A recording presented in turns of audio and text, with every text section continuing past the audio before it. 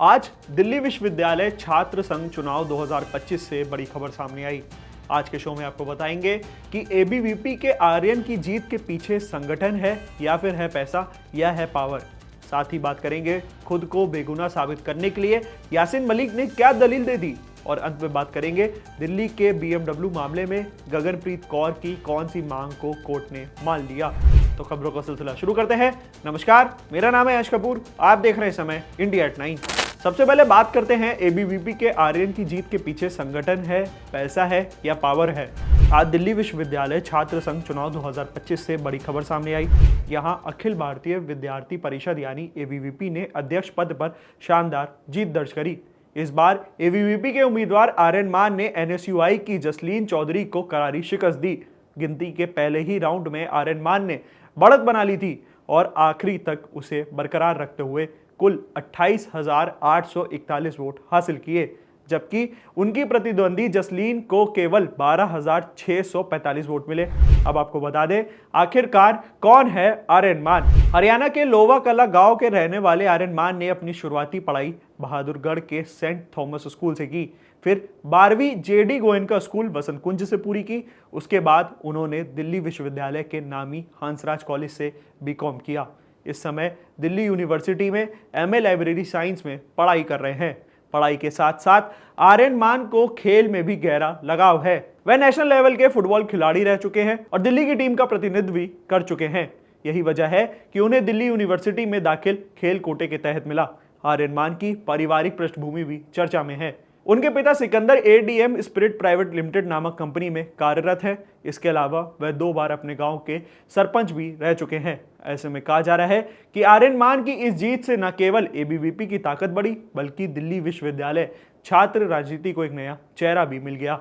यह चुनाव सिर्फ एक पद की जीत नहीं, बल्कि इसे बड़े राजनीतिक संकेत के तौर पर भी देखा जा सकता है, क्योंकि दिल्ली विश्वविद्यालय की छात्र राजनीति का सीधा असर राष्ट्रीय राजनीति के माहौल पर भी पड़ता है। आर्यन मान की जीत एबीवीपी के आत्मविश्वास को और मजबूती देगी और छात्र राजनीति के उनकी पकड़ को मजबूत करेगी। अब चलते हैं अपनी दूसरी खबर की ओर और बात करते हैं खुद को बेगुनाह साबित करने के लिए यासीन मलिक ने क्या दलील दी है। जम्मू कश्मीर में अलगाववादी नेता यासीन मलिक ने दिल्ली हाई कोर्ट में दाखिल हलफनामे के जरिए उन आरोपों का खंडन किया है जो उन पर कश्मीरी पंडितों के नरसंहार और साजिश में शामिल होने में लगे हैं।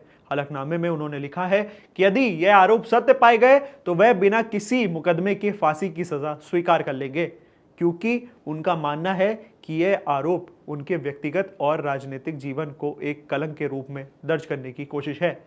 मलिक ने अपने हलफनामे में कई हैरान कर देने वाले बिंदुओं का जिक्र करा।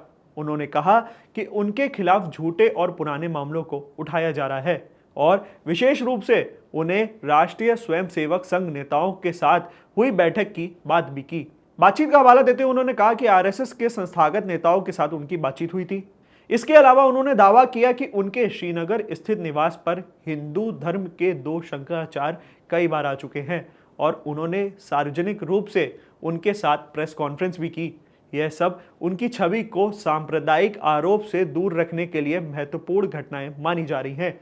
यासीन मलिक ने यह भी कहा कि उन्होंने सार्वजनिक तौर पर कश्मीरी पंडितों के नरसंहार की निंदा भी की थी। हिंसा के कई इलाकों में जो हाल बने उनके खिलाफ उन्होंने आवाज उठाई। उनके अनुसार उनकी राजनीति कभी सांप्रदायिक नहीं रही और उन्हें उन स्थितियों में भी संवाद करने की कोशिश की जहां लोग उन्हें पूरी तरह से कट्टर मान रखते थे। यह मामला सिर्फ एक कानूनी लड़ाई नहीं, बल्कि राजनीतिक और सामाजिक रूप से बहुत संवेदनशील है। हलफनामा दायर करने पर यह संकेत देता है कि यासीन मलिक इस लड़ाई को सिर्फ अपने खिलाफ लगाए गए आरोप को खारिज करने की कोशिश मान रहे हैं और उनका कहना है कि यदि न्यायपालिका में आरोप साबित होते हैं तो उन्हें स्वीकार करने को तैयार हैं। जनता, न्यायपालिका और राजनीतिक इलाकों में इसे एफिडेविट की प्रतिक्रिया और संभावित जांच पर पूरे मामले की दिशा तय कर सकती है। अब चलते हैं अपनी आखिरी खबर की ओर और बात करते हैं दिल्ली के बीएमडब्ल्यू मामले में गगनप्रीत कौर की कौन सी मांग को कोर्ट ने मान लिया।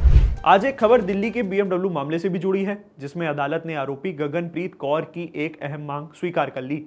पहले पटियाला कोर्ट ने उनकी जमानत याचिका खारिज कर दी थी और उन्हें 27 सितंबर तक न्यायिक हिरासत में भेज दिया था।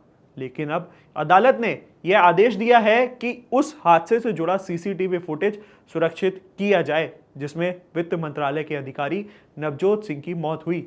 अदालत ने दिल्ली पुलिस को निर्देश दिया है कि धौला कुआं इलाके में हुई इस घटना के संबंधित सभी सीसीटीवी रिकॉर्ड सुरक्षित रखें।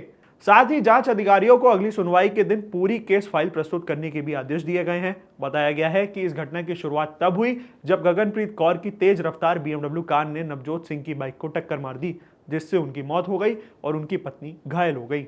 गगनप्रीत की पैरवी कर रहे वरिष्ठ अधिवक्ता रमेश गुप्ता ने अदालत में तर्क दिया कि फुटेज से उनके क्लाइंट के दावों को साबित करने में मदद मिलेगी। उन्होंने यह भी दावा किया कि नवजोत की बाइक एक DTC बस से टकराई थी और एक एम्बुलेंस मौजूद थी जो घायल व्यक्तियों को अस्पताल ले जा सकती थी, लेकिन नहीं ले गई।